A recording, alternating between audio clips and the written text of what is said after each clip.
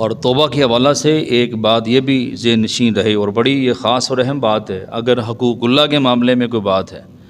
نمازیں اس کی چھوٹ گئی ہیں، نمازیں رہ گئی ہیں، روزے اس کے رہ گئے ہیں، تو وہ ان کو ادا کرے گا، ان کو روزے رکھے گا، وہ نمازیں وہ پڑھے گا، وہ جو چھوٹی ہیں،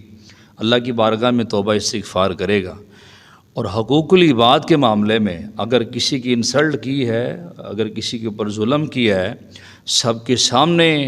کیا ہے، تو سب کے سامنے اس کو معافی مانگنی پڑے گی۔ تنہائی میں اگر جناب اس کی انسلٹ کی ہے، اس کا دل دکھایا ہے، تو پھر تنہائی کے اندر اس سے معافی مانگنی پڑے گی۔ اگر کسی کی پلاٹ پہ قبضہ کیا ہے،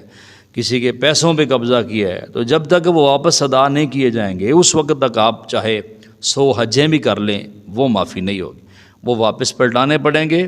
اور اس سے معافی بھی مانگنی پڑے گی، اور اللہ کی بارگاہ میں توبہ استغفار بھی کرنا پڑے گا۔ تو اس انداز میں وہ توبہ قبول ہوگی، اللہ پاک معاف فرما دے گا۔